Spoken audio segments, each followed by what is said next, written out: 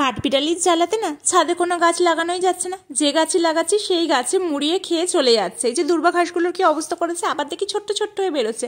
আর এই dragon fruit গাছগুলো না প্রায় 3টে মতো লাগানো হয়েছে, 3 মাস মতো হয়ে গেছে, কিন্তু সেভাবে দেখছি বাড়ছে না। কিভাবে যত্ন নিলে গাছগুলো বাড়বে বলো তো? স্নান সেরে গাছে জল দিয়ে চলে এসেছি সোজা ঠাকুর ঘরে। তারপরে নিচেতে গিয়ে দেখছি বাবা ঘড়ি তো আজকে আমার থেকেও আগে আগে দৌড়াচ্ছে।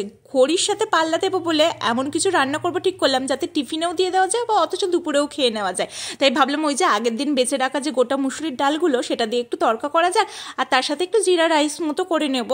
আর তার সাথে বাঙালি বলে কথা, আগের দিন নিরামিষ খেয়েছি, মাছ তো একটু দরকার, তাই ফ্রিজ থেকে মাছটা রেখে দিলাম, মাছগুলো একটু ভেজে নেবো। আমার রান্নাঘরে আলু বাড়ন্ত, তাই নিচেতে আলু দেখতে পেয়ে চলে এসেছিলাম সোজা আলু নিতে। আর এই যে এদিকে জিরা রাইস হয়ে গেছে, তার সাথে ওই গোটা মুসুরির কলাইগুলো দিয়ে একটু তড়কা মতো হয়ে গেছে, তার সাথে দিয়ে দিয়েছিলাম দুটো মিষ্টি, ওই একটা তিলের খাঁচা মতো, আর তার সাথে বেসনের লাড্ডু। লাঞ্চ বক্স গুছিয়ে প্রতিদীপ তো অফিস চলে গেলেন। এবার শুরু হলো আমার একা থাকার লড়াই। সকালে তো ঘড়ির কাঁটা এমন জোরে দৌড়ায়, এখন আর ঘড়ির কাঁটা চলতেই পারে না, এমন ধীর গতিতে দৌড়ায় যেন মনে হয় ঘড়ির কাঁটা এগোচ্ছেই না, মানে পুরো যেন ঘুমিয়ে পড়েছে। অনেকগুলো জামা কাপড় আয়রন করা ছিল, সেগুলো করে নিয়ে সন্ধ্যেবেলাতে একটু খিদে খিদে পাচ্ছিল, তাই সন্ধ্যে দিয়ে এসে একটু ম্যাগি করে নিলাম। ওই যে অনেক অপেক্ষার পর চলে এসছে আমার প্রতিদেব। চলো আজ তবে আসি, দেখা হবে নতুন কোনো ভিডিওতে। ততক্ষণের জন্য সবাই ভালো থেকো, সকলকে ভালো রেখো, দুগ্গা দুগ্গা।